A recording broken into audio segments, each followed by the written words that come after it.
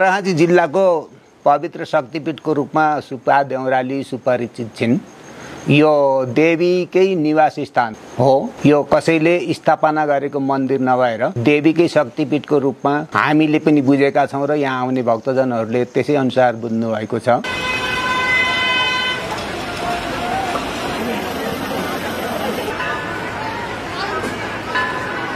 यो यति वर्ष पुरानो भन्दा पनि यो युगसँग सम्बन्धित छ, किनभने यहाँ पहरामा लाउरे टाँसिएका कुराहरूका किम्वदन्तीहरू पनि छन्। परापूर्व कालमा एकजना मान्छे भारतलाई लाहोर भन्ने चलन थियो। लाहोर जाँदाखेरि मेरो मनोकामना पुरा होस्, मैले चाहिँ यहाँ चाहिँ चढाउने छु भनेर कुनै वस्तु भाकल गरेर लाहोर भारततिर गयो। उसको मनोकामना पुरा भयो। फर्केर आउँदाखेरि उसले सोच्यो मैले यहाँ भाकल गरेको थिएँ, मेरो मनोकामना त पुरा भयो, तर मैले यहाँ चढाएको छैन भनेर उसले बाटो छल्ने प्रयास गर्दाखेरि सुब्बा देउरालीको शक्तिले पहरामा टाँसिएको अहिले त्यो प्रतिबिम्ब पनि देख्न सकिन्छ। त्यो त्यस्ता किम्वदन्तीहरू छन्। र पछि 2200-2400 राज्यका पालामा यो खाँचीकोट एउटा चाहिँ राज्य थियो। त्यहाँकी राजकुमारी र भारतको बलरामपुरको राजकुमार, जसलाई पाटन देवपाटन भनेर अहिले त्यो पनि धार्मिक रूपमा सुपरिचित नै छ, त्यहाँको राजकुमार बीच विवाह हुँदा यहाँकी कन्या अलिकति देवी भक्त थिइन्। उनले चाहिँ विवाह गर्नलाई मानेकी थिएनन्। उनको इच्छा विपरीत अभिभावकहरूले विवाह गरिदिए। विवाह गरेर डोलीमा हालेर लिएर आउँदाखेरि उति बेला डोलीमा बोकेर ल्याउने चलन थियो। डोलीबाट रगतको थोपा चोयो। अहिले जहाँ मन्दिर छ त्यहीँनिर डोलीमा हेर्दा दुलाई मृत अवस्थामा थिइन्। अनि मृत अवस्थामा भएपछि त्यहाँ चाहिँ आफ्नो संस्कार गरे। त्यसपछि खाँचीकोट राज्यमा विभिन्न किसिमका रोग व्याधिहरू, पशु चौपाय मानिसहरूमा विभिन्न महामारीहरू फैलियो। फैलिसकेपछि अनि यो के भयो भनेर उति बेलाको चलन अनुसार धामी झाँक्री हेराउने गर्दाखेरि म साक्षात देवीमा प्रकट भएकी छु, मेरो चाहिँ यहाँ पूजा गर्नुपर्छ भनेर त्यो धामीले कवल गरेर भन्यो।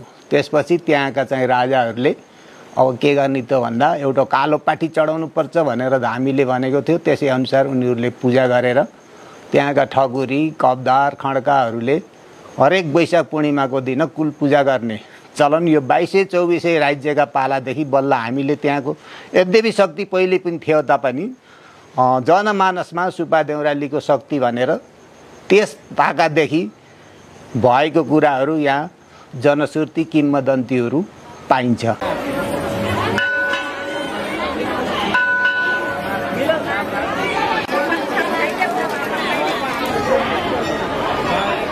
भने खास गरेर बलि पूजा यहाँ पुरानो प्रचलन हो। मान्छेहरूले आफूले भाकल गरेको पाठापाठी लिएर आउने गर्छन्। एउटा हाम्रो चाहिँ त्यहाँ दैनिक पूजा गर्ने मूल पुजारी हुन्छ। उसले बिहानमा चाहिँ मूर्तिहरूको अङ्ग पूजा आरती बिहान साँझ सब गरेको हुन्छ। त्यसपछि अरू पुजारी आएर बाहिर बसेर, भित्र सबै पुजारीहरू र भक्तजनहरू अहिले जाने व्यवस्था छैन, बाहिर बसेर सङ्कल्प गर्ने, परेवाको सङ्कल्प गर्ने, पाठाको सङ्कल्प गर्ने अनि मनोकामना पुरा होस् भनेर चढाएर त्यसै अनुसार चाहिँ पूजा गर्ने व्यवस्था छ।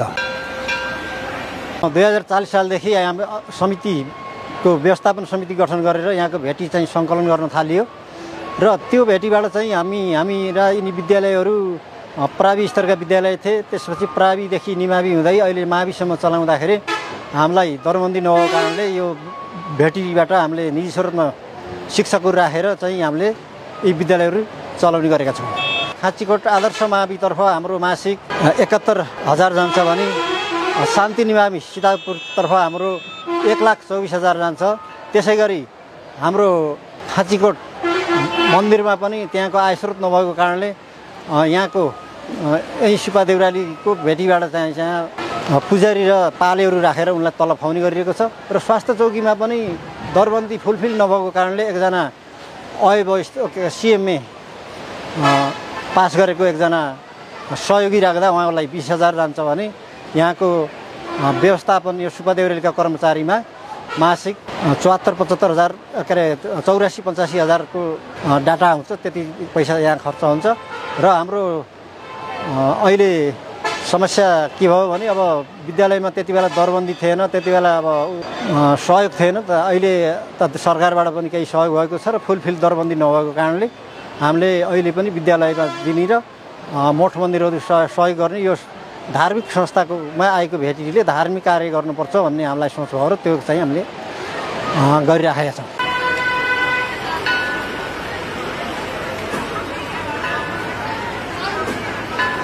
धार्मिक तथा पर्यटकीय स्थल सुपा देउरालीदेखि हामी खाँचीकोट दरबार र खाँचीकोट दरबारदेखि हामी चाहिँ नि सन्धिखर्क नगरपालिका वडा नम्बर 9 मा पर्ने अर्घा भगवती मन्दिरमा चाहिँ हामी पुग्न सक्छौँ र यसका चाहिँ खासमा चाहिँ सुपा देउराली मन्दिरमा चाहिँ आउने भक्तजनहरूलाई हामीले चाहिँ खाँचीकोट दरबारदेखि लिएर हामीले अर्घा भगवती मन्दिरसम्म चाहिँ पुर्याउनको निम्ति हामीले महत्त्वपूर्ण चाहिँ भूमिका खेलिरहेका छौँ र विभिन्न खालका चाहिँ हाम्रा स्वदेश तथा विदेशबाट आउने चाहिँ सम्पूर्ण पर्यटक र भक्तजन महानुभावहरूलाई हामीले चाहिँ यहाँको ऐतिहासिक, यहाँको पुरातात्विक र चाहिँ यहाँका विभिन्न खालका चाहिँ के छ भने कुराहरूको विषयमा पनि जानकारी दिइरहेका छौँ र चाहिँ हाम्रो खाँचीकोट दरबार र चाहिँ अर्घा भगवती मन्दिर त्यो चाहिँ हिजो राज्यकालको एउटा शासनकालका यी इतिहासहरू बोकेका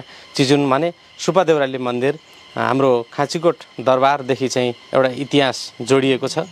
त्यसका विस्तृत कुराहरूको विषयमा चाहिँ हाम्रो सन्धिखर्क नगरपालिका वडा नम्बर 7 को खाँचीकोट दरबारमा दरबार भएको स्थान र हाम्रो यो खाँचीकोट सनपा 7 को ठाउँ हिजो पृथ्वीनारायण शाहको चाहिँ यो मावली गाउँ र चाहिँ पृथ्वीनारायण शाहले यही ठाउँबाट चाहिँ हरेक ज्ञान गुणका कुराहरू र अन्य विषयका कुराहरू पनि सिक्ने मौका यहाँको उहाँको आमा चन्द्रावती ले चाहिँ त्यो कुरा दिनुभएको थियो र यसमा चाहिँ हामी त्यो कुरासँग इतिहाससँग जोडिएका यी महत्त्वपूर्ण कुराहरू चाहिँ अहिले चाहिँ रहेका छन्। खाँचीकोट दरबार र चाहिँ अर्घा दरबार भनेको यी 2224 राज्य अन्तर्गतका यी शासन गर्ने राजाहरूले शासन गर्ने ठाउँ हो। त्योमा चाहिँ हामी हिजो खाँचीका राजा र चाहिँ अर्घाका राजाहरूको वार पर्दाखेरि राजाहरूको आफ्नो क्षेत्रको हिसाबमा विभिन्न विवादमा वार पर्दाखेरि चाहिँ एउटा सन्धि भएको ठाउँ र चाहिँ सन्धिखर्क हो र चाहिँ त्यो सन्धिखर्क नगरपालिका वडा नम्बर 7 को खाँचीकोट दरबारदेखि 18 किलोमिटर नजिक सन्धिखर्क र चाहिँ त्यहाँ सन्धिखर्क नगरपालिका वडा नम्बर 9 अर्घा दरबारबाट फेरि 10 किलोमिटर बराबरमा फेरि सन्धिखर्क भएर यो बीच भागको खण्डमा आएर राजाहरूले हिजो सन्धि गरेका र चाहिँ यहाँको चाहिँ ऐतिहासिक कुराहरू चाहिँ राज्यकालसँगै जोडिएको हुँदाखेरि चाहिँ यहाँको ऐतिहासिक र चाहिँ पुरातात्विक सम्पदाहरू पनि त्यहाँ छन्।